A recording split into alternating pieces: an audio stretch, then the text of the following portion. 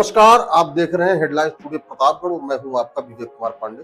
आज हमारे साथ स्टूडियो में मौजूद हैं प्रतापगढ़ शहर के एक प्रतिष्ठित विद्यालय के प्रिंसिपल और ओनर, साथ ही वेल सेटल्ड, यूथ के लिए लगातार सोचने वाले, पर्यावरण प्रेमी, सामाजिक विकास की सोच रखने वाले आनंद शंकर जी। आनंद जी, आपका बहुत बहुत स्वागत है हमारे पास। थैंक यू विवेक जी, आपने मुझे बुलाया और आपने जो स्टार्टिंग में चीज़ें कही, मेरे ख्याल से जितनी भी चीज़ें होती हैं ये हम लोग के ऊपर दबाव हो जाता है।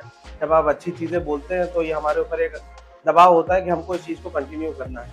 और मेरे ख्याल से जितनी भी चीज़ें आपने बोली हैं मैं उसमें हमेशा अड़े रहता हूँ कि चाहे वो पर्यावरण हो, चाहे वो बच्चों के लिए नया कुछ सोचना हो, चाहे वो शहर के लिए सोचना हो। तो थैंक यू सो मच इस इंट्रोडक्शन के लिए। कुछ अपने व्यक्तिगत जीवन के बारे में बताइए। आपकी शिक्षा दीक्षा और पालन पोषण कहाँ और कैसा हुआ और क्या रहा आपका? शिक्षा तो बहुत अलग-अलग शहरों में हुई है। चाहे वो अयोध्या में, चाहे वो सुल्तानपुर, लखनऊ, कानपुर, नोएडा, आपका बनारस में भी शिक्षा हुई है। तो एक तरीके से कई जगह शिक्षा लेने के बाद फिर अपने विद्यालय को देखना और उस चीज़ को समझना मुझे बहुत हेल्प करा है। क्योंकि मुझे लगता है कि आप अगर कई जगह घूमे होते हो या कई जगह रहे होते हो, तो उससे एक आपको अच्छा आइडिया होता है कि लोग किस तरह के हैं, उनकी किस तरह की सोच है, बोली है और वो लोग चाहते क्या हैं। और मुझे लगता है शिक्षा भी इसी चीज़ को कहते हैं कि अगर हम कई लोगों को समझते हैं, तो उसी को हम अगर दूसरों को समझाएँ, तो उसी को शिक्षा भी कहते हैं। आपकी पारिवारिक पृष्ठभूमि ऐसी रही कि आप चाहते तो किसी अच्छे ऊंचे पद पर नौकरी ज्वाइन कर सकते थे जी। या कोई बड़ा बिजनेस कर सकते थे, हुँ। लेकिन आपने शिक्षण के क्षेत्र को ही क्यों चुना? मैंने नहीं चुना, उसने मुझे चुना, मैं तो ये कहूँगा और मैं उसके लिए बहुत सौभाग्यशाली भी हूँ। मुझे हमेशा से लगता है कि बिल्कुल सही बात है, बहुत अलग-अलग बिज़नेसेस भी कर सकते थे, बहुत सारी चीज़ें कर सकते थे। मगर जो खुशी एक छोटे बच्चे से सर सुन कर के और सुबह गुड मॉर्निंग सुन कर के होती है, वो किसी और बिज़नेस में नहीं है। जितना आप प्रेम इस मतलब मैं तो बिज़नेस भी नहीं कहूँगा इसको, जो जो काम मैं करता हूँ, जो खुशी इसमें होती है मुझे रोज़, जो ऊर्जा मिलती है। सबसे पहले आपको उठना है, उसके बाद इतने सारे बच्चों से आपको प्रेम मिलना है और इतनी सारी उतने उनके क्वेश्चन हैं, उतनी ज़्यादा उनकी समस्याएँ हैं, उनको सॉल्व करना है। ये खुद में एक अपॉर्च्युनिटी है कि हर बार अपने आप को आप बेहतर और नया फ़ील कराते रहें। अभी मैं युवा हूँ मगर मुझसे भी छोटे मेरे भाई अगर आप देखेंगे तो जो मुझसे हर रोज़ इंटरैक्ट करते हैं, मुझसे कुछ 20 साल छोटे हैं, कुछ 15 साल छोटे हैं, कुछ अभी-अभी बस स्कूल आए 4-5 साल छोटे, 30-30 साल छोटे मुझसे बच्चे हैं। तो उनके लिए तो मैं एक एक तरह से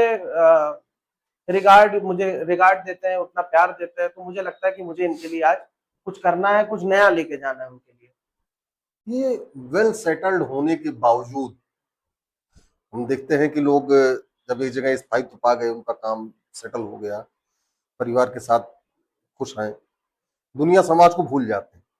लेकिन आप आज भी यूथ के लिए लगातार सोच रहे हैं, लगातार उनकी बातें करते हैं, उनको अच्छी चीजें सिखाने के लिए या उसको कहिए सर्वांगीण विकास के लिए काम करते हैं।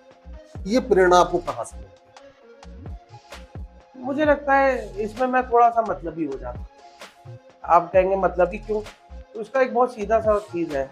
अगर हम अपने अगल-बगल लोगों को अच्छा नहीं करेंगे, हम भाई अपने कमरे में हम बैठे हुए हैं, उसमें हम सबसे अच्छी चीज़ें लगाएँगे। उसी तरह से हमारा शहर भी होता है, उसके बाद फिर हमारा देश होता है। अगर मैं अपने बच्चों को एक अच्छे संस्कार नहीं दूँगा कि भाई कूड़ा ना फेंकिए, कुछ गलत ना होने दीजिए, अच्छी बातें करिए, तो उससे क्या फ़ायदा होगा? उससे मेरा ही फ़ायदा है। भाई मेरा शहर सुंदर दिखेगा, मेरे शहर में गंदगी कम होगी, मेरे शहर के लोग अच्छी बातें करेंगे, तो इवेंचुअली तो मुझी को फ़ायदा हो रहा है। तो मैं तो कहूँगा कि मैं कोई बहुत ऐसा कोई काम नहीं कर रहा हूँ, मैं जानबूझ के ये सब कर रहा हूँ जिससे कि आखिरी में मुझी को फ़ायदा ज़्यादा मिले और आप लोग को भी फ़ायदा मिल जाए। तो इसलिए यूथ के बारे में अच्छा सोचना हम सबका मतलब एक एक हमारे लिए दायित्व है कि हम ये चीज़ करें ही करें। अभी मैं खुद भी एक यूथ ही में आ रहा हूँ। तो अगर मैं सबसे ज़्यादा उनके बारे में रिलेटेबल होके सोच पाता हूँ। तो जैसे-जैसे एज होगी तो मुझे लगता है और थोड़ा बेटर कर पाऊँगा उनके लिए। है? यूथ पर चर्चा कर रहे हैं। अभी हाल ही में दिल्ली में जंतर मंतर पर भीषण प्रदर्शन हुआ। एक सुप्रीम कोर्ट के न्यायाधीश महोदय की टिप्पणी को लेकर के कॉकरोच जनता पार्टी के नाम से एक संगठन का गठन हो गया, क्योंकि सोशल मीडिया से हुआ, उसके फॉलोअर्स बहुत बढ़ गए। उन्होंने जंतर मंतर प्रदर्शन किया, भरपूर प्रदर्शन किया। तो आपको क्या लगता है कि ये प्रदर्शन की जो विधा थी इनकी, जो प्रोटेस्ट करने की जो विधि थी इनकी, जो तरीका था, और उसमें जिस तरीके से पॉलिटिकल लोग शामिल हो गए, क्या लगता है ये विधि सही थी, ये सही तरीका था अपने प्रोटेस्ट को आगे बढ़ाने का, या उनमें जो बातें हुई आपने भी सुना होगा बहुत सी बातों को? पहली बात तो देखिए, ये एक दिन का पूरा प्रोटेस्ट नहीं है, और मुझे मालूम था कि आप ये सवाल पूछेंगे। और देखिए, सबका एक अलग-अलग व्यू पॉइंट हो सकता है इसमें। जैसे कि पहले डे 1 से स्टार्ट करें तो किसी ने बोल दिया यूथ को कि आप सब कॉकरोच हो, तो उस समय आप कहेंगे भाई ये कैसे बोल दिया, ये तो गलत है। फिर डे 2 या डे 10 पे आ जाते हैं तो वहाँ पे एक बड़े सोशल वर्कर का एंट्री होती है, तो उससे एक भीड़ आती है। किसी भी अगर हमें कोई प्रोटेस्ट करना है या हमें अपनी बात रखनी है, तो हमें उसमें चाहिए कि कुछ बड़े लोग उसके अंदर शामिल हों। डे 3 होता है तो वो प्रोटेस्ट बहुत बड़ा होता है, मतलब कि जैसे 20 जुलाई हो। फिर मुझे लगता है जब इतनी भीड़ आती है, तो आप सबका मुँह तो नहीं देख सकते हैं। जी। मैं अपने विद्यालय में अगर मान लीजिए एक क्लास है जिसमें 40 बच्चे हैं, मैं बहुत अच्छा पढ़ाने की कोशिश करूँ, मगर मैं क्या हर बच्चे को उस तरह से पहुँच पहुँच पाऊँगा कि हर बच्चा उतना ही बेहतर समझे जितना पहला बच्चा समझ रहा हो? उसी तरह से भाई यूथ भी है, उनको कुछ लोगों को नहीं मालूम है कि उनको क्या चीज़ बोलनी चाहिए, उन लोगों को नहीं मालूम है कि हमें किस तरह से पीसफुल प्रोटेस्ट को आगे सामने लेके आना है। बट ये भी बात सच्चाई है कि लोगों को लाठियाँ पड़ी, लोगों के सर फटे, तो हम लोग उसको ना भूलें अभी, क्योंकि वो भी बहुत ज़रूरी चीज़ थी। कि कल को अगर मान लीजिए प्रतापगढ़ में इस तरह की कोई चीज़ होती है और हमारे आपके जान-पहचान के लोग, हमारे बच्चे इसके अंदर मान लीजिए आ जाते हैं कि उनको लगता है कितनी गुस्सा है सरकार से कि वो आ जाते हैं, और किसी का अगर सर खुलेगा तो देखिए किसी के लिए भी अच्छा नहीं है। ये मतलब ये समाज के लिए सही चीज़ नहीं होती है। हाँ, जो चीज़ बोली गई वो चीज़ मैं उसी चीज़ के लिए बिल्कुल भी खिलाफ रहता हूँ कि भाषा का सही प्रयोग हो, भाषा ही सब कुछ मतलब इंसान के बारे में बताती है। अगर आपके अंदर गुस्सा भी है, तब भी आप अपने गुस्से को एक सही भाषा का रूप देते हुए अपनी बातों को रख देते हैं। अगर आज भाषा सही प्रयोग होती, तो आज हम लोग इस बारे में ना बात कर रहे होते कि सही तरीका था कि नहीं तरीका था, बल्कि हम ये बात कर रहे होते कि प्रोटेस्ट अच्छा हुआ या सक्सेसफुल हुआ या खराब हुआ, हम लोग इस बारे में बात कर रहे थे। लेकिन इसमें धर्मेंद्र प्रधान शिक्षा मंत्री का इस्तीफा होना हुँ। और उसको लेकर के लोगों ने बहुत बड़ी जीत बताई, ये कहा, तो क्या ये आगे भविष्य में युवाओं को एक सही या गलत दिशा नहीं दिखा रहा है प्रोटेस्ट करने के तरीके को लेकर के? क्या ऐसा नहीं है कि युवा भटक न जाएं, कहीं इसी रूप में हर तरीके का प्रोटेस्ट आ जाए सामने? ये कहीं ना कहीं नुकसानदेह भी हो सकता है। बिल्कुल नुकसानदेह हो सकता है और बिल्कुल फ़ायदेमंद की चीज़ भी हो सकती है। जब हम अपनी किताबों में पढ़ते हैं कि 1947 से पहले जितने भी प्रोटेस्ट हुए, हम उसकी काफ़ी बढ़ाई भी करते हैं, वी प्रेज़ देम। बट ऐसा तो है नहीं कि 1947 के बाद प्रोटेस्ट होना बैन हो जाएगा। ऐसा तो हो नहीं सकता था ना, जी। उसके बाद भी प्रोटेस्ट हुए। जब हम पीछे मुड़ करके देखते हैं तो हमको लगता है हाँ, ये प्रोटेस्ट बहुत ज़रूरी हुआ करता था। अब हम लोग मगर मुझे लगता है कि जब वो लोग उस समय, उस दौर के लोग रहे होंगे जब ये प्रोटेस्ट हो रहे थे, तो उसमें भी 2 पक्ष ज़रूर बने होंगे। कुछ लोग इस प्रोटेस्ट के साथ रहे होंगे या कुछ लोग उस प्रोटेस्ट के अगेंस्ट रहे होंगे। फॉर एग्ज़ाम्पल मान लीजिए इमरजेंसी है, जो सरकार के लोग रहे होंगे वो उस प्रोटेस्ट, उस इमरजेंसी के साथ दे रहे होंगे कि हाँ, बिल्कुल सही हुआ। मगर जो विपक्ष रहा होगा वो बिल्कुल अगेंस्ट में रहा होगा। प्रोटेस्ट होता ही है क्योंकि 2 पक्ष बनते हैं। अगर 2 पक्ष ही ना हो तो प्रोटेस्ट ही कभी नहीं होगा। और आगे चल कर के हर प्रोटेस्ट का स्वरूप मुझे लगता है इसी तरह से होता है कि कुछ ना कुछ ऐसे एलिमेंट बनते हैं जो जिसकी वजह से ये पर्टिकुलर प्रॉब्लम्स आती हैं। बट अगर ओवरऑल ऑब्जेक्टिव देखा जाए तो प्रोटेस्ट था बेसिकली एजुकेशन मिनिस्टर के इस्तीफे के लिए नहीं, उन बच्चों के लिए जो 20 बच्चों ने अपनी जान गंवाई उनके लिए था। हाँ, एजुकेशन मिनिस्टर मुझे लगता है because he was a minister of my particular मतलब वर्क, तो आई कैन नॉट से much more about him. But अगर मुझसे कोई मेरा बच्चा अगर कोई मेरी बात रखता है, तो मेरा सबसे पहला काम होगा कि मैं 5 दिन के अंदर, 1 दिन के अंदर उस तक अपनी बात पहुँच जाऊँ। एज़ अ भाई पेरेंट भी यही करता है। जी। तो हम लोग अपने यहाँ सरकार को अपना पेरेंट मान करके चल लेते हैं कि हम लोग को ये, हम लोग की रक्षा करेंगे, हम लोग की सुरक्षा करेंगे, हमको कोई ज़रूरत होगी तो हमको ये देंगे।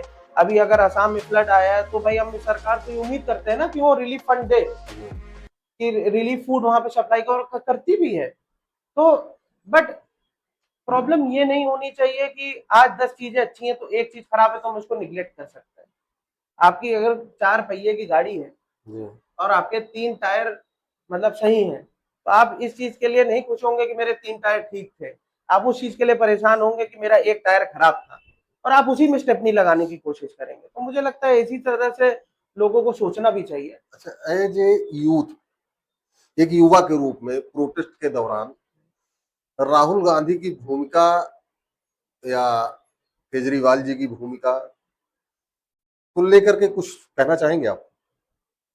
भाई वो लीडर ऑफ अपोजिशन है।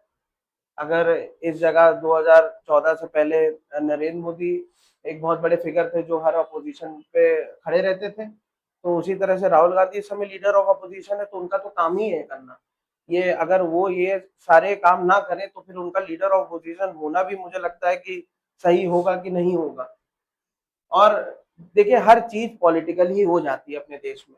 ऐसी कोई चीज नहीं है जो पॉलिटिकल ना हो, चाहे वो बॉलीवुड हो, चाहे वो पढ़ाई हो, हर चीज पॉलिटिकल होनी है। अपने देश में एक अच्छी चीज है कि एवरीथिंग कैन बी पॉलिटिकल, और चाहे कोई भी हो, चाहे वो जितना बोले कि आई एम नॉट पॉलिटिकल, चाहे वो किसी भी तरह का प्रोटेस्ट हो, बट वो इवेंचुअली जाकर के फिर जब वो बड़ा होता है तो कई लोगों की नजरों में आ जाता है और सब लोग चाहते हैं कि उसके अंदर वो इन्वॉल्व हो जाए, और लोग उम्मीद भी करते हैं।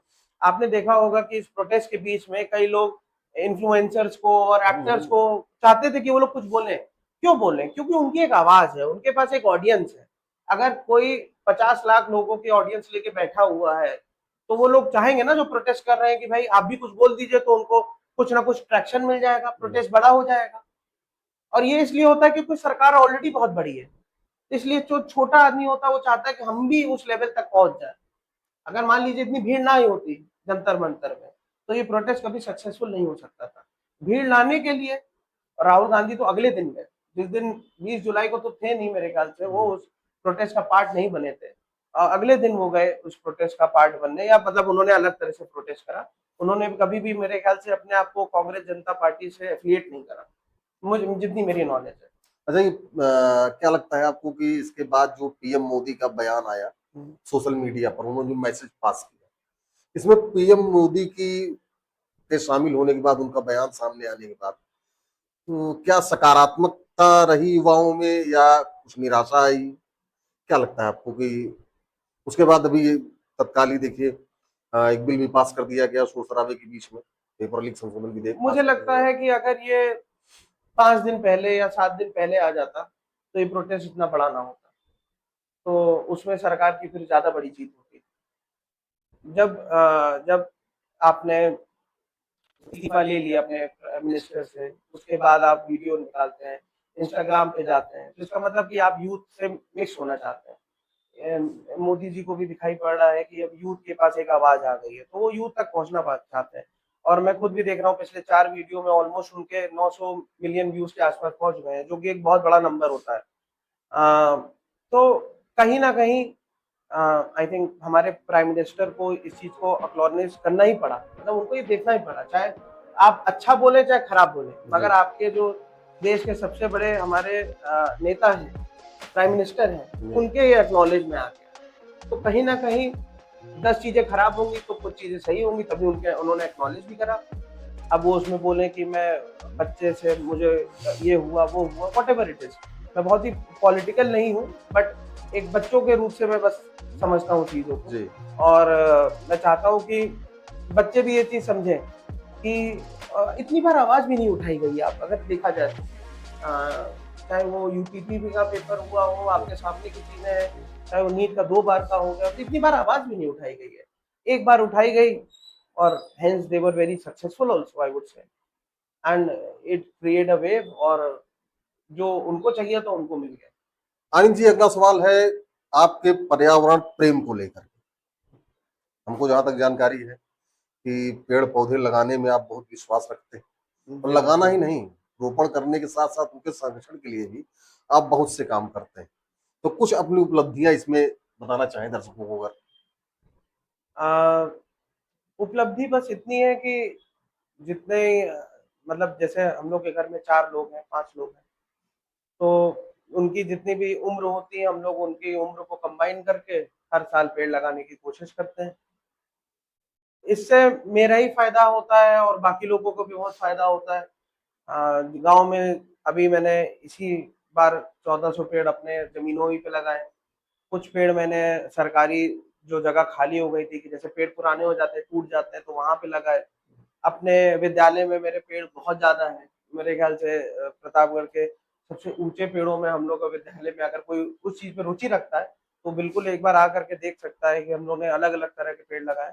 और क्योंकि मुझे बचपन से ये था कि स्कूल में पढ़ाया जाता है ना कि पेड़ नहीं काटने चाहिए, डिफोरेस्टेशन बहुत खराब चीज है, सेव अर्थ सेव प्लैनेट। तो अब मुझे भी स्कूल छोड़े बहुत साल हो गए थे, मगर आज भी मैं वही प्रॉब्लम देख रहा हूँ। और जब बचपन में कोई चीज डाल दी जाती है, एक अच्छे प्रिंसिपल ही ने डाली थी मेरे, वो मेरी गुरु भी हैं, तो वो चीज मेरे अंदर रह गई।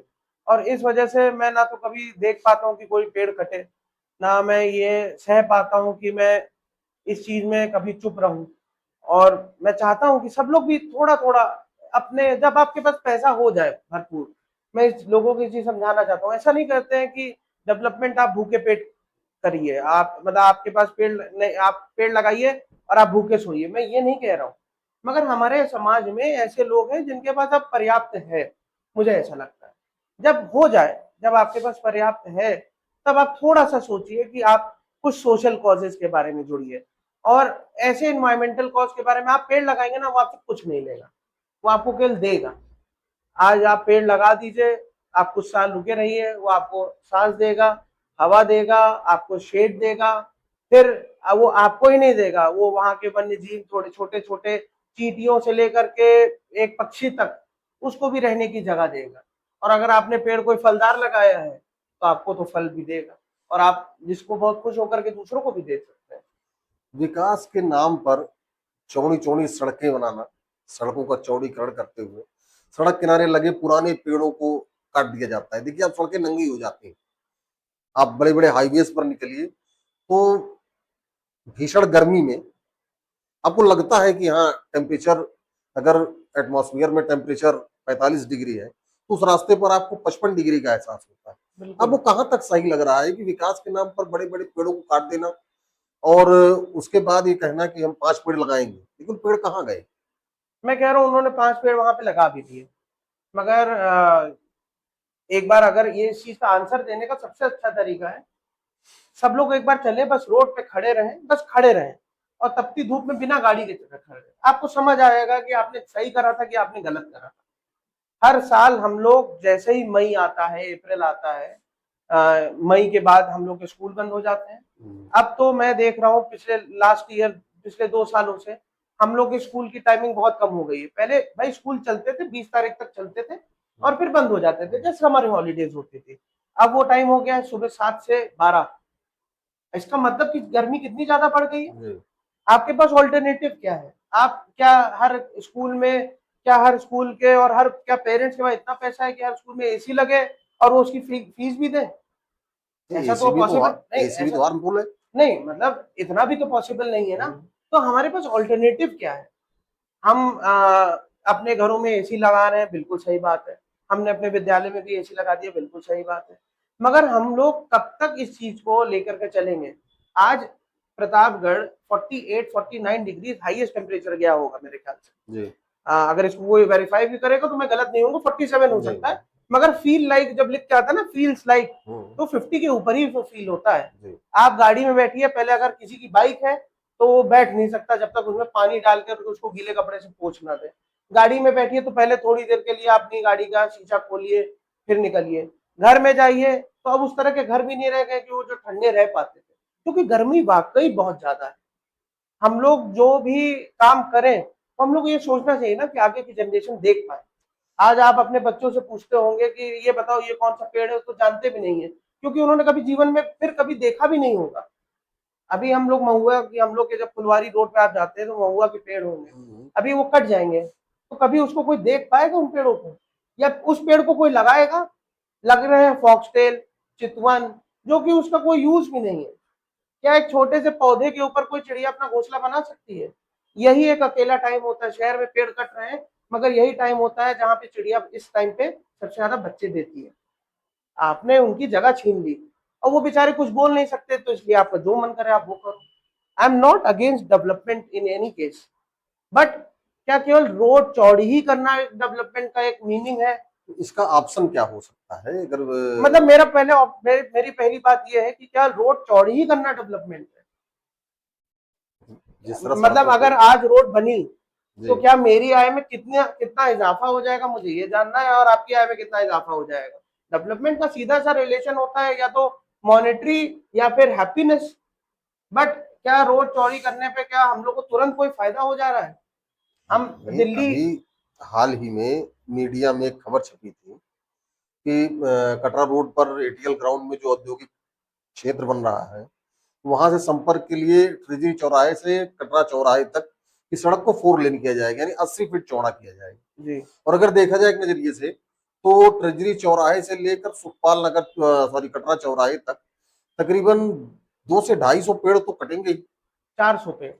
और इन पेड़ों की जो उम्र होगी, मेरे अंदाजा जो इन पेड़ों की उम्र कम से कम 100 साल है। तो क्या सड़क चौड़ीकरण करने के बाद जो 5 पेड़ लगाने का वादा किया जा रहा है, जो 100 सालों की हमारी जो विरासत छिनेगी, क्या वो 5 पेड़ लगाने से पूरी हो जाएगी? आपको नहीं, क्या वो लगता है डिपेंड इसमें? करता है कि वो पेड़ कहाँ लग रहे हैं पहली बात। और आप 100 साल पुराना पेड़ हो या 30 साल पुराना पेड़ हो, आप पहले उस रोड को समझिए कि क्या उस रोड पे एक्चुअली में प्रॉब्लम है कोई।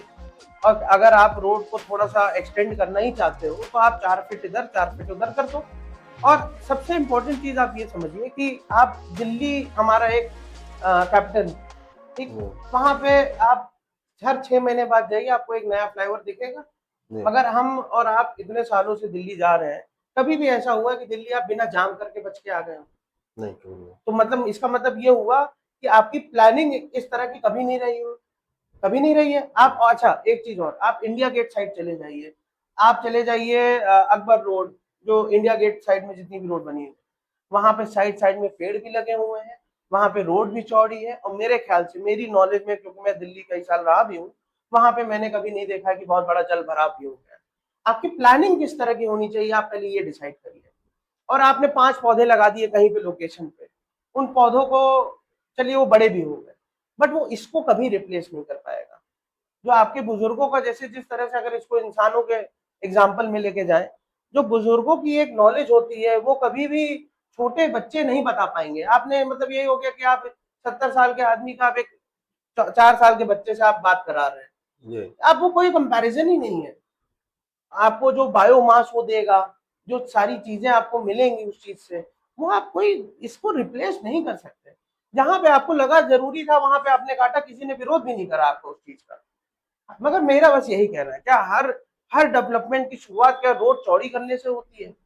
क्या केवल यही आता है हम लोगों को, बस रोड चौड़ी करिए और डेवलपमेंट वहां पहुंच जाएगा? This is not the case. कई जगह की रोड चौड़ी हो चुकी है, बट पर कैपिटा इनकम हमारी अच्छी नहीं है। हम लोग के पास आज भी उतना, हम लोग खुश नहीं रहते क्योंकि हमारे पास वो संसाधन नहीं है। तो आपको आपके मेडिकल कॉलेजेस, आपका हॉस्पिटल, आपका फायर की सेफ्टी, आपका चाहे जो भी व्यवस्था है, and I am not here कि मैं सबको क्रिटिसाइज ही करने के लिए बैठूं, बट अगर मुझे लगता है कि हाँ ये एक पर्टिकुलर प्रॉब्लम है जिसके लिए सरकार को भी थोड़ा सोचना चाहिए, क्योंकि बहुत मुश्किल से वो हो गए हैं। जामुन के पेड़ अभी लोग कभी नहीं लगाएंगे फिर से वहां पे, हम्म। ये लोग कभी वहां पे गूलर का पेड़ नहीं लगाएंगे। ये लोग वही लगाएंगे जो इनको, जैसे लगाएंगे यूकलिप्टस तो अब नहीं लगाते हैं, मगर सागवान लगाएंगे जो कि बाद में काट करके इनको और पैसा देगा। खेलों के प्रति भी आपकी विशेष रुचि है।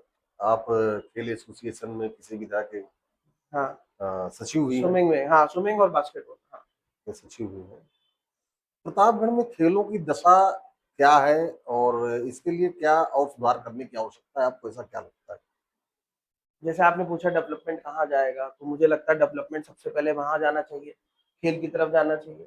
हमारे स्टेडियम की हालत देख लीजिए, हम लोग खुद और इसमें ये हम लोग की गलती है। हम लोग देखिए सर, डिमांड नहीं करते हैं कि स्टेडियम क्यों नहीं अच्छा है, हाँ क्यों हमारे लिए व्यवस्था नहीं।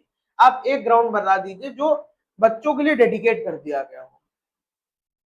आज अगर हम ये बोलते हैं कि हमारे स्कूल में स्विमिंग पूल है और वो पहला है, तो ये अच्छी बात मेरे लिए है। मगर 2026 में अगर मैं बोल रहा हूँ कि अकेला और पहला है, तो ये मुझे लगता है समाज के लिए अच्छा इससे क्या दिख रहा है कि मतलब हमारा इधर की तरफ रुझान ही नहीं है। हम नहीं चाहते कि बच्चा खेले, बच्चा इस चीज में ग्रो करे। मेरे पास कई सारे पेरेंट आते हैं कि बच्चा खेल रहा है, बच्चा आगे नहीं बढ़ रहा है, मगर वो सारे पेरेंट 4 बजे के बाद, जब 6 बजे के बाद आईपीएल आता है, तब वही सब सारे जितने नॉन पढ़ने वाले बच्चे थे, उन्हीं को सब देखना पसंद करना चाहते हैं, उन्हीं का पोस्टर लगाते हैं, उन्हीं को फॉलो भी करते हैं। तो खुद भी तो वो करो ना।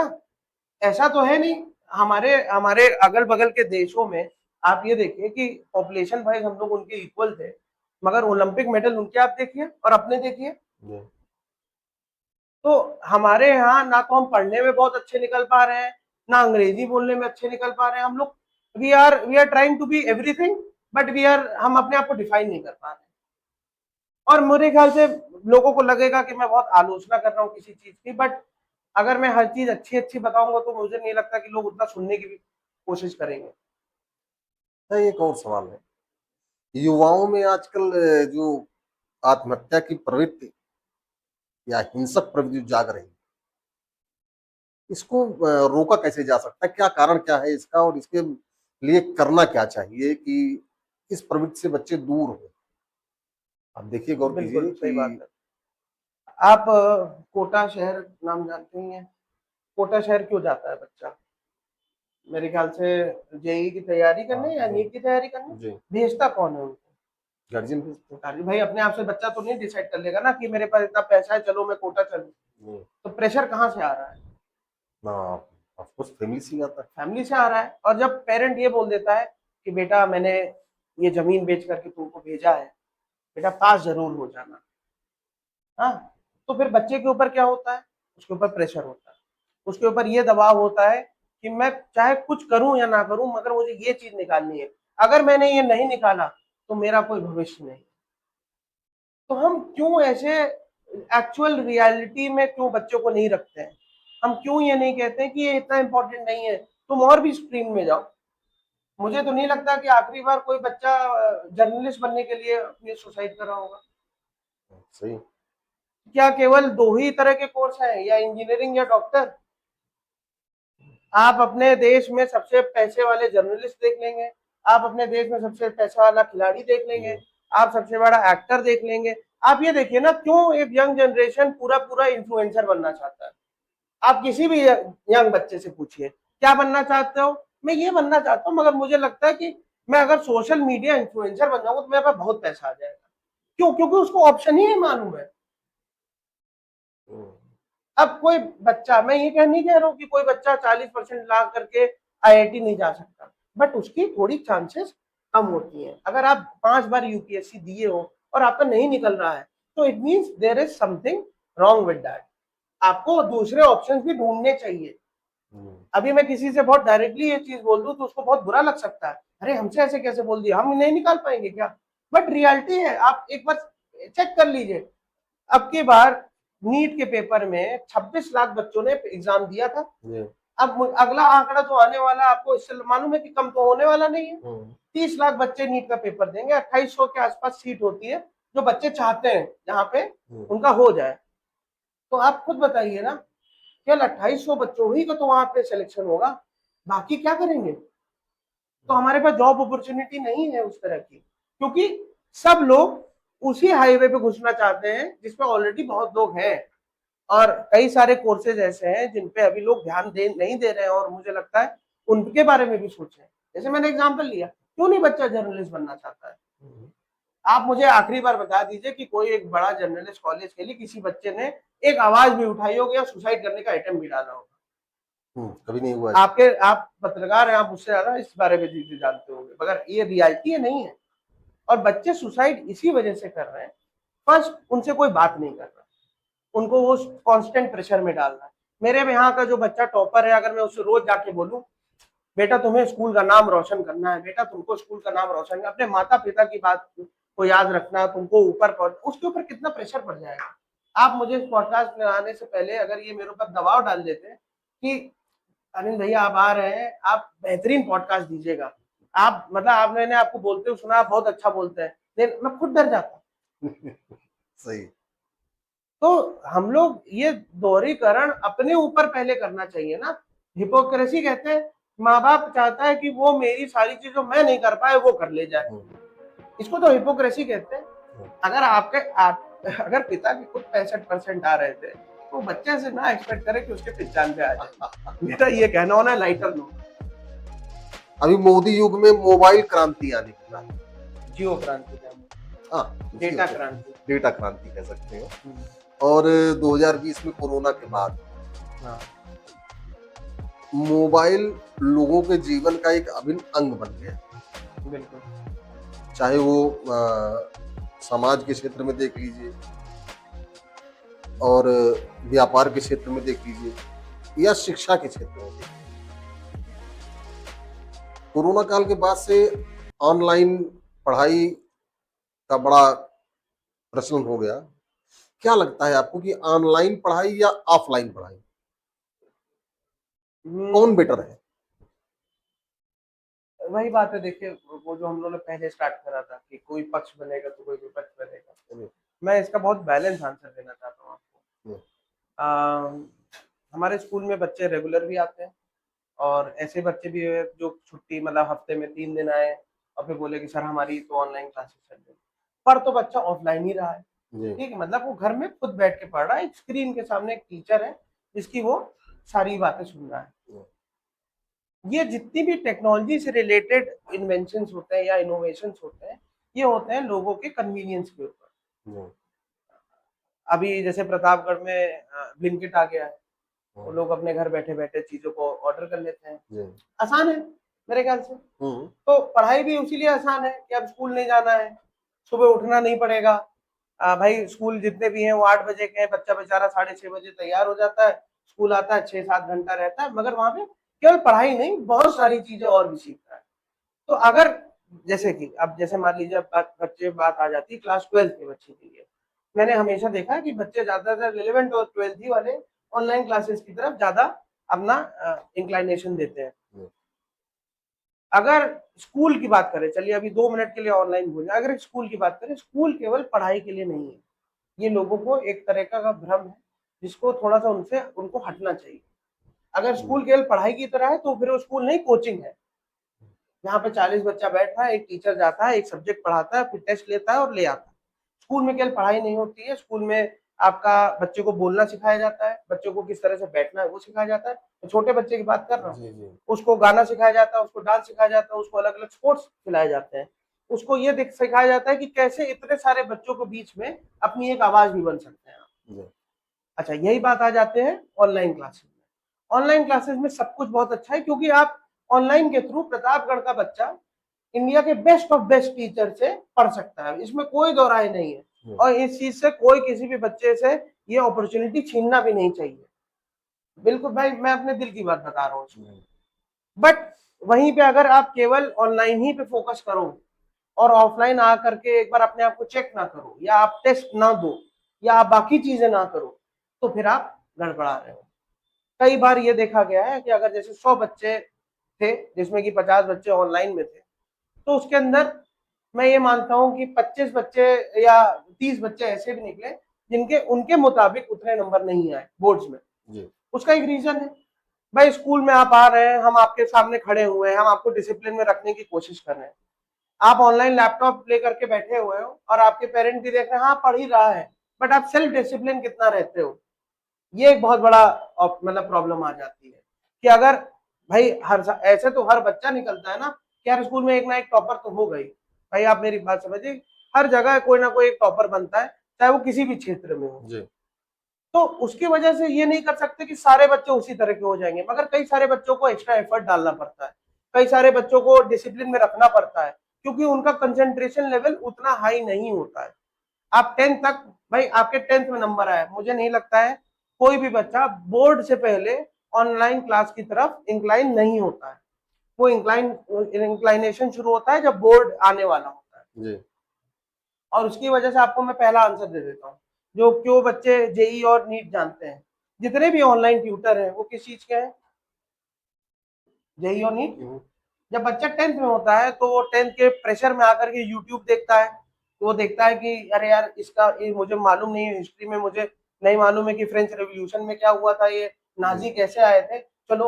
और जितने टीचर हैं वो सब जेई और नीट पढ़ाते हैं, वो गलत नहीं कर रहे हैं भाई, वो अब वो भी तो अपनी चीजें बेचेंगे, इतना पैसा लगा रखा है, इतनी व्यवस्था कर रखी है, बट ज्यादातर बच्चा फिर जेई और नीट में चला जाता है। और ऑनलाइन तब तक अच्छा है अगर आप सेल्फ डिसिप्लिन है, जब आपको मालूम है कि मुझे ये चीज पढ़नी है, मुझे इतना समय देना है, मुझे ये सारे टेस्ट करने हैं, क्योंकि ऑनलाइन में आ करके कोई ये नहीं कह देगा कि तुम क्यों नहीं आए, चलो तुम्हारे पेरेंट्स से बात करें, ये कोई नहीं आएगा। इसीलिए जितनी भी ऑनलाइन कोचिंग थी, आप उनके बड़े बड़े सेंटर देख सकते हो हर शहर में, क्योंकि उनको भी मालूम है असली रिजल्ट आता है ऑफलाइन पढ़ाई से। आप चाहे इलाहाबाद चले जाइए, एक पूरा सिविल लाइंस में मोहल्ला हो गया है जहाँ पे केवल सारे ऑनलाइन कोचिंग वाले ऑफलाइन कोचिंग अपनी बनाए हुए हैं, और उनके मतलब होटल से बड़े उनके सेंटर है। अच्छा, एक सवाल ये भी था स्कूल संचालन को लेकर। जैसे प्रतापगढ़ छोटा शहर है, यहाँ कई सारे अच्छे स्कूल हैं, अगर टॉप 3 स्कूलों को देखा जाए तो उसमें एक आप है, और इंग्लिश मीडियम के शायद सबसे पुराने स्कूलों में एक है आप। बिल्कुल 25 साल हो गया साल। तो क्या लगता है कि आज के समय में जब वो दौर जब शुरुआत हुई थी स्कूलों की तब और आज का दौर, जो कंपटीशन है, जो अभिभावक की सोच जो बदली, उसका स्कूल संचालन पर कितना असर पड़ रहा है आज के समय में, और क्या क्या चुनौतियां आ रही हैं? आई थिंक जैसे आपका क्वेश्चन मेरे ख्याल से इसलिए जा रहा है उधर कि आप जब अभिभावकों का परसेप्शन टुवर्ड स्कूल, मतलब वो स्कूल को उतना अच्छा अब उस नजर से नहीं देखते हैं, वो जो गुरु की सब कुछ होता था उस नजर से, आप मेरे ख्याल से इस तरफ ही पूछना चाह रहे हैं थोड़ा बहुत जी। कि अभिभावकों की नजर के उसमें स्कूल ही मतलब दोषदार है, इसमें कोई डिनायल ही नहीं है, क्योंकि आप जब इंफॉर्मेशन पेरेंट्स को नहीं दोगे टाइम पे, आप जब एक हायरार्की नहीं बना के रखोगे, और आपका केवल मेन मोटिव ये रहेगा कि हम तो स्कूल चलाते हैं, हमको ही मालूम है, तो ये एटीट्यूड अब नहीं चल पाएगा, क्योंकि अब पेरेंट्स को भी चाहिए कि हमको सही तरीके से चीजें मिले, और अगर हमारे बच्चे के हिसाब से नहीं सही हो रहा है तो भाई पेरेंट आवाज उठाएंगे, वो चाहे मेरा स्कूल हो चाहे वो किसी का भी स्कूल है, बहुत स्वाभाविक बात है। हाँ, इस चीज को एक्नॉलेज करना हर स्कूल को आना चाहिए, ये ना कर दे कि वो ब्लाइंड हो जाए इस चीज से। मतलब मेन मुद्दा ये है कि पेरेंट्स अब चाहते हैं कि उनकी बातें सुनी जाए, उनसे सारी बातों को शेयर करा जाए, और उनके बच्चों को बेस्ट से बेस्ट चीज हम लोग दें। मेरे ख्याल से सभी पेरेंट्स यही चाह रहे हैं, और स्कूल क्या चाहता है, स्कूल ये चाह रहा है कि पेरेंट हमको भी समझे, हम लोग भी ह्यूमन हैं, हम लोग से भी गलतियां हो सकती हैं, हमारे यहाँ जो टीचर आ रहा है वो एकदम जादू की छड़ी नहीं चला सकता और आपका बच्चा एकदम से ठीक हो जाए। तो ये कांस्टेंट पुल और पुश हो रहा है इस समय। अब पहले क्या होता था कि सभी के पेरेंट्स भाई उतने पढ़े लिखे नहीं होते थे, बच्चे को खुद ही से वही सेल्फ डिसिप्लिन वाली बात आ जाती, बच्चे को खुद ही से अपनी चीजें करनी पड़ती है। आज का पेरेंट पढ़ा लिखा भी है, बट वो ये कहता है कि मेरे पास सर समय नहीं है, तब मुझे थोड़ा लगता है कि मुझे लगता है कि हाँ, आपको थोड़ा समय देना चाहिए, क्योंकि भाई हमारे पास वो 5-6 घंटे हैं, वो भी मंडे टू सैटरडे, उसमें फिर गेस्टेड हॉलीडे हॉलीडे आ जाती है तो फिर आपके पास है, तो आप भी उसको इंगेज रहिए। बच्चों की एनर्जी ऊर्जा बहुत है बच्चों में, उनको हमें इंगेज ही रखना सबसे इंपॉर्टेंट होता है जी। अगर हम इंगेज नहीं करेंगे तो वो फिर गलत रास्ते पे मतलब चले जाएंगे, गलत रास्ता मतलब कि वो चीजें नहीं सीख पाएंगे। हर साल हम देखते हैं कि जब भी एडमिशन का सीजन आता हाँ है, एडमिशन के सीजन में, जैसे उधर मार्च और इधर जून जुलाई, हाँ हाँ। निजी स्कूलों की फीस को लेकर के कोई न कोई छात्र संगठन या कोई संगठन वो हल्ला खूब मचाते हैं, और मुझको लगता है कि जैसे मैंने कई बार आपके लिए सुना है कि no profit no gain only education, बिल्कुल। ना। तो क्या लगता है कि ये प्राइवेट स्कूलों की जो फीस है वो ज्यादा है, या उनका विरोध सही है, या तरीका गलत है? स्कूलों की क्या भूमिका है इसमें? देखिए, ये शोर होना शुरू होता है दिल्ली की तरफ से, ठीक है। अब आप प्रतापगढ़ की फीस अगर आप दिल्ली से कंपेयर करेंगे तो आप कहेंगे कि ये हम लोग ले क्या रहे हैं, बट फिर बात आ जाती है कि यहाँ के लोगों की आय नहीं है उतनी। जैसे गवर्नमेंट हम लोग को कहती है आप नॉन प्रॉफिट ऑर्गेनाइजेशन हो, ठीक है, अब नॉन प्रॉफिट ऑर्गेनाइजेशन हम है, बिल्कुल है, मगर इसका मतलब ये नहीं कि हमारे से रिलेटेड जो लोग होते हैं उनको प्रॉफिट नहीं चाहिए। जिनको हम सैलरी देते हैं उनको प्रॉफिट चाहिए, जिनसे हम सामान खरीदते हैं उनको प्रॉफिट चाहिए, जिनसे हमें मान लीजिए हमारी बसें चलती हैं तो उसमें जो डीजल चाहिए होता है, उस पेट्रोल पंप को अपना शेयर चाहिए। हमारे यहाँ जो ड्राइवर है, हमारे यहाँ जो आया है, उन सबको अपनी सैलरी एक चाहिए ना, जिससे कि वो अपने आप को बेटर कर पाए। और आप भी देखते हैं कि आपके घर में अगर एक बच्चा है तो उसको आपको इंगेज करने के लिए बहुत सारी चीजें लग जाती है, जिसको लोग बड़ा खराब तरीके से देखते हैं, डेवलपमेंट चार्ज। तो डेवलपमेंट इसलिए करना पड़ता है क्योंकि भाई आपका बच्चा जिस कुर्सी मेज पे बैठ रहा है, जिस कमरे में बैठ रहा है, उस पंखे वो मेंटेनेंस सबसे बड़ा प्रॉब्लम है हम लोग के लिए। अगर कोई ऐसी चीज हो जाए सर कि ना तो वो कभी पंखा, वो उसका कंडेंसर खराब होगा, ना वाटर कूलर का पंप खराब होगा, तो मेरी जिंदगी सबसे आसान रहेगी। मेंटेनेंस इतना ज्यादा आता है कि हम लोग के चार्जेस बहुत ज्यादा बड़े हो जाते हैं। हम लोग कोशिश करते हैं कि पेरेंट्स के ऊपर अननेसेसरी बर्डन ना डाला जाए, इसीलिए हम लोग के यहाँ प्रोविजन है कि 5% साल भर में हम एक बार 5% ही फीस बढ़ाने का हम प्रोविजन डालें। तो ये सारी चीजें जो होती हैं कि हम कोई जानबूझ के पैसा नहीं लेना चाहते हैं। मेरा तो इंटेंशन नहीं है उतना ज्यादा कि हम जानबूझ के कोई चीज का पैसा ले लें। ठीक है, तो हमारे यहाँ जैसे मान लीजिए फॉर एग्जांपल एनुअल फंक्शन होता है तो हम लोग उसमें जनरली कोशिश करते हैं कि कोई पैसा ना ले। अब इसमें कई सारे लोग देखेंगे कि पैसा तो लिया था, तो पैसा किस चीज का लिया। अब देखिए प्रॉफिट किसको मिल रहा है। जैसे बच्चा आपका परफॉर्म करने आ रहा है, परफॉर्म करेगा तो कोई कपड़ा पहनेगा, भाई वो उसकी ड्रेस होती है। अब ड्रेस सिलवाऊंगा तो बहुत महंगी पड़ेगी और फिर वो बच्चे के किसी काम में नहीं आएगी, करेक्ट। तो हम लोग इलाहाबाद में एक दुकान है, वहां से किराए से लाते हैं, किराए का 400-500 रुपए वो लेता है क्योंकि कई दिन तक रहती है, तो हम उसको अपना प्रॉफिट पूरा दे देते हैं ना, हम वहां ट्रांसफर कर दे रहे हैं। और अब हिंदुस्तान के लोगों को ये थोड़ा समझना चाहिए कि everything is going to be governed by money only. तो यू हैव टू एक्सेप्ट कि आपको एक अमाउंट तो पे करना पड़ेगा। अभी हम लोग ने ऑर्डर करा, तुरंत ऑर्डर करा, सामान आ गया, ये क्या है, सर्विस है। एक आदमी जो उस बाइक को चला रहा होगा किसी भी मौसम में, अभी हम लोग से आपसे बोल दिया जाए कि जो कैमरे में बैठे हुए हैं उनसे कह दिया जरा सामान ले आइए, तो 5 बार मुंह बनेगा। मगर कोई एक आदमी जो उस चीज के लिए लगा हुआ है वो तो ला रहा है ना, तो हमें उस चीज के लिए सर्विस देना पड़ेगा। हम लोग उस चीज को फ्री नहीं कर सकते हैं, हम लोग उसको लूट नहीं समझ सकते हैं, क्योंकि कहीं ना कहीं पेन है। निजी स्कूलों में कॉपी किताब को लेकर के लोग कहते हैं कि लोग कॉपी किताब बेच करके प्रॉफिट ले रहे हैं। ये भी कहते हैं कि स्कूल में ही दुकान खोल रखी है, एनसीईआरटी की किताबें क्यों नहीं चलाते हैं। तो ये क्या एक्चुअल मुद्दा क्या है, या मामला है क्या, एक्चुअल में क्या है। अगर आप फोन कौन सा इस्तेमाल कर रहे हैं, मेरे ख्याल से आप अपने पैसे के हिसाब से सबसे अच्छा फोन इस्तेमाल करते हैं। बिल्कुल जी, ठीक है, उसमें अंदर कोई कमी नहीं है। अब आप अगर तेल भी डलवाने की कोशिश करेंगे तो आप प्रीमियम ही वाला तेल डलवाना होता है। देखिए मेरी कोई मतलब कोई पर्सनल दुश्मनी नहीं है एनसीईआरटी से, बस क्या होता है कि उसके अंदर कंटेंट बहुत कम होता है, जो कि एक छोटे बच्चे को सेल्फ सस्टेनेबल बनाने के लिए, समझाने के लिए थोड़ा टिपिकल होता है। अच्छा, अगर इतनी ही प्रॉब्लम है तो सरकार चाहे, भाई सरकार सब कुछ कर सकती है, वो मेरा स्कूल भी बंद करा सकती है, वो हम लोग का पॉडकास्ट भी रुकवा सकती है, सब कुछ कर सकती है। तो वो ये बुक सेंटर भी तो बंद करा सकती है ना। ये मतलब मेरा कहने का मतलब ये जो पब्लिशर्स हैं उनको भी तो रोक सकती है कि हम आज के बाद बुक नहीं आपकी चलने देंगे। होती क्या प्रॉब्लम है, आज 9th की एनसीईआरटी की बुक है, हिस्ट्री की बुक अभी तक आपको मार्केट में नहीं मिलेगी पार्ट 2 की। एनसीईआरटी बुक नहीं है। हम लोग ने एनसीईआरटी पुरानी पढ़ानी शुरू करी जबकि बुक नहीं आ चुकी थी और बुक बच्चों के पास पहुंची भी नहीं थी।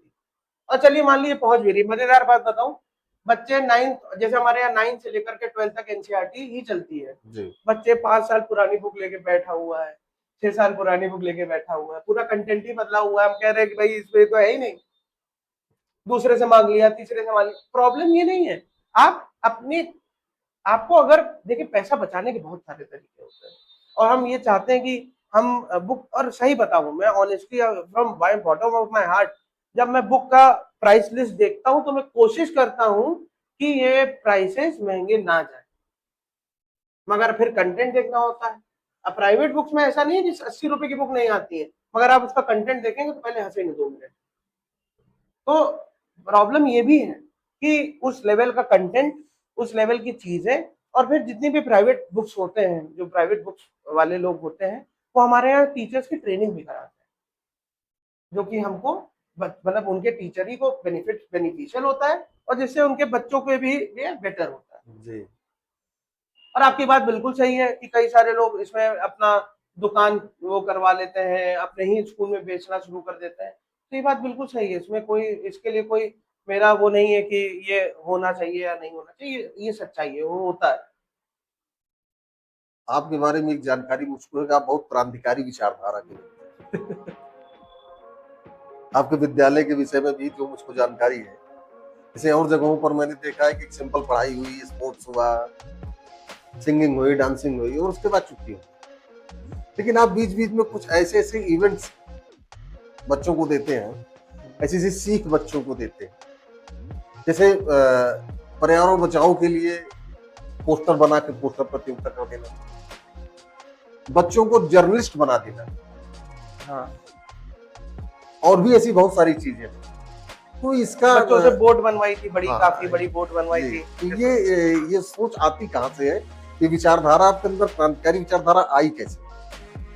मुझे लगता है कि सच्चा, मतलब सच्चा आंसर बताऊं कि वैसे वाला, कि एकदम लगे कि ये एक अच्छे प्रिंसिपल है ये, जी जी, बस। जो आप अगर बेटा अगर सच्चा आंसर आप पूछेंगे तो ये, मुझे भी तो मजा आना चाहिए ना काम करके। हम्म, मुझे ये फील होना चाहिए कि आज मेरे स्कूल के अंदर ऐसी चीज हुई है जो मैं कभी चाहता था, तो मैं वो बाप भी बन जाता हूँ कि जो चाहता था कि 95% मेरा भी आ जाए।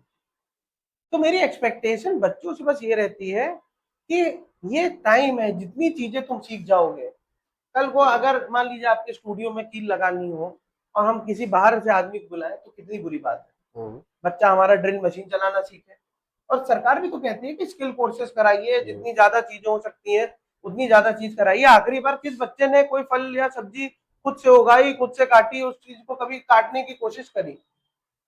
हम्म, हमारे घरों में लड़कों को काम करने से बिल्कुल रोका जाता है, जी, और बाद में जब वो हॉस्टल में या कहीं अपने काम में बैंगलोर में अकेले रहते हैं तो उनकी हालत खराब हो जाती है। तो क्यों होती है? इसका मतलब कि उनके पास स्किल नहीं है, वो पढ़ करके पहुंच गए, मगर कहेंगे मम्मी बहुत याद आ रही है, खाना अच्छा नहीं मिल रहा। अरे बनाना कभी सिखाया नहीं किसी ने? जी, घर में ट्यूबलाइट आई है, उसके लिए मैसेज कर, अब तो ऐप पे आ गया, तुरंत लगा दिए। आप खुद भी कर सकते थे ये सारी चीजें। हम्म, अगर मैं जर्नलिज्म सिखाना चाहता हूँ, मैं लोगों चाहता हूँ कि अपनी बातें कैमरे के सामने कैसे रखें, तो उसका पर्टिकुलर रीजन है कॉन्फिडेंस। कोई कोई किसी को क्रांतिकारी नहीं बनाना चाहता, उसमें कोई बुराई भी नहीं है। क्रांतिकारी अब शब्द बुरे में देखना ना नहीं चाहना चाहिए। वो क्रांतिकारी एक टाइम था जिन्होंने हमें कई सारी चीजों से आजादी दिलाई। तो आज भी अगर हम, बच्चा आजाद है, हम लोग कहते हैं ना बच्चों को आजाद है, अभी जी, हम लोग को कितने दिन बाकी हैं?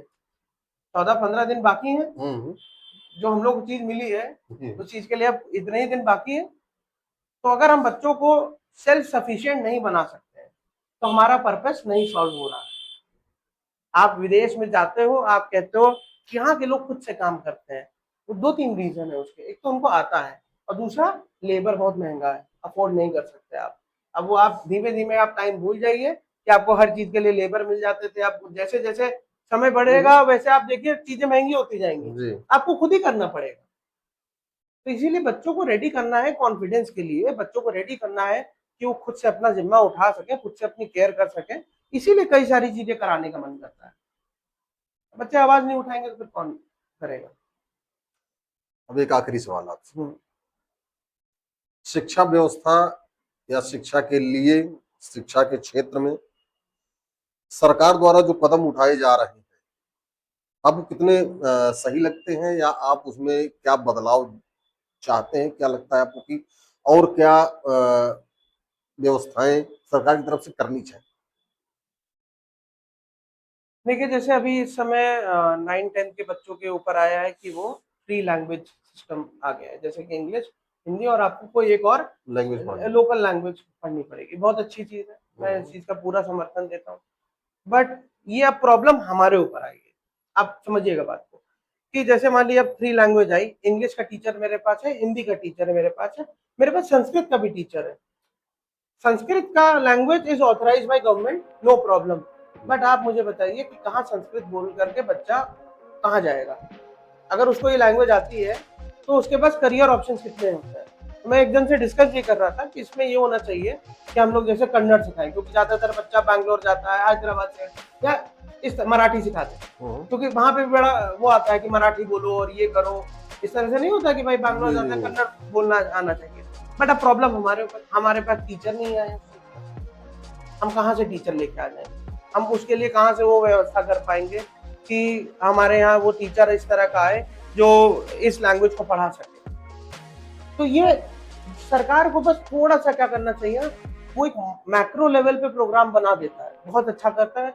मैं उस चीज की वाकई में अगर मुझे प्लानिंग करनी हो तो मैं इतनी अच्छी प्लानिंग नहीं कर सकता, to be very honest. NEP जैसे सब लोग बोलते हैं एनईपी एनईपी एनईपी, बट बहुत अच्छा बनाया हुआ है, इसमें कोई कोई दोहराई नहीं है।